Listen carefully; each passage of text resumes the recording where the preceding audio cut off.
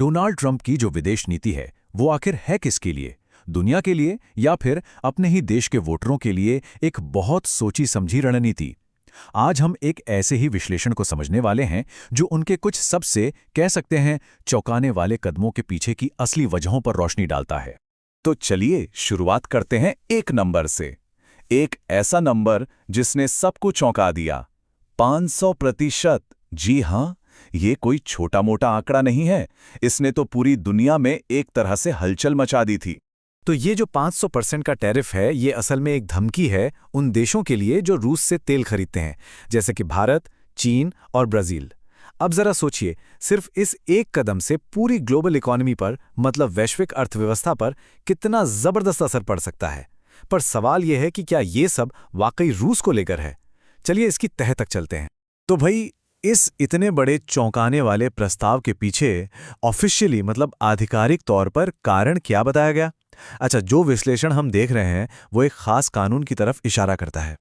Public में तो यही कहा गया, जैसा कि लिंडसे ग्राहम जैसे नेताओं ने बताया कि भाई इसका सीधा सा मकसद है अमेरिकी राष्ट्रपति को इतनी ताकत देना कि वो रूस की वॉर मशीन तक पहुंचने वाला पैसा रोक सकें। सुनने में तो काफी सीधा और सरल लगता है ना? लेकिन ये विश्लेषण एक बिल्कुल ही अलग कहानी बताता है। इसके मुताबिक ये मामला सिर्फ रूस का है ही नहीं, असली वजह तो कहीं ज्यादा पर्सनल और घरेलू राजनीति से जुड़ी है। और बस यहीं से कहानी में एक बहुत ही दिलचस्प मोड़ आता है। ये मोड़ हमें सीधे अमेरिका की घरेलू राजनीति, उसके केंद्र में ले जाता है। ये विश्लेषण ट्रंप का एक सीधा सीधा बयान सामने रखता है, जिससे उनका डर साफ झलकता है। उन्होंने कहा था, अगर हम मिड टर्म नहीं जीते तो मुझ पर महाभियोग लगाया जाएगा। सोचिए, बस ये एक लाइन ये पूरी की पूरी तस्वीर ही बदल कर रख देती है। अब जरा टाइमिंग पर गौर कीजिए। एक तरफ महाभियोग का डर और दूसरी तरफ ये 500% टैरिफ की धमकी। ये दोनों ही चीजें 2026 के मिड टर्म चुनावों से ऐन पहले सामने आती हैं। तो जो विश्लेषण है वो यही कहता है कि ये कोई इत्तेफाक नहीं हो सकता। तो सवाल ये उठता है कि ये जो डर है ये विदेश नीति में कैसे बदल जाता है? देखिए, विश्लेषण का तर्क ये है कि ये सब कुछ एक परफॉर्मेंस है, एक नाटक, जो विदेशी नेताओं के लिए नहीं बल्कि अपने देश के वोटरों के लिए है। चलिए देखते हैं कि ये परफॉर्मेंस दुनिया के स्टेज पर कैसे खेला जाता है।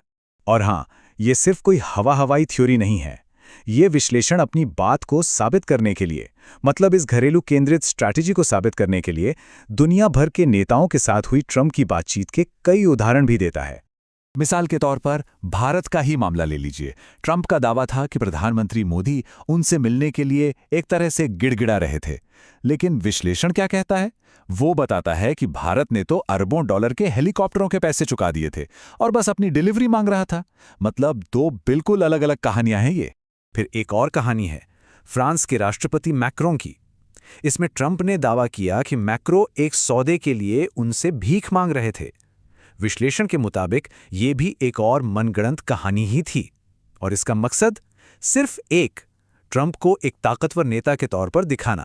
और यही सेम पैटर्न कोलंबिया के साथ भी देखने को मिला। पहले धमकी दी और फिर बाद में तारीफ कर दी। तो विश्लेषण यही कहता है कि ये एक सोची समझी स्ट्रैटेजी है। पहले डराओ, फिर शांत हो जाओ, और ये सब घर पर देख रहे दर्शकों के लिए कैमरों के सामने। तो फिर इन सारी कहानियों, इन धमकियों का आखिर मतलब क्या निकलता है? ये जो पूरा विश्लेषण है, इसका फाइनल निष्कर्ष क्या है? निष्कर्ष ये है कि विदेश नीति के ये जो अजीबो-गरीब से लगने वाले फैसले हैं, वो असल में अंतर्राष्ट्रीय कूटनीति है ही नहीं।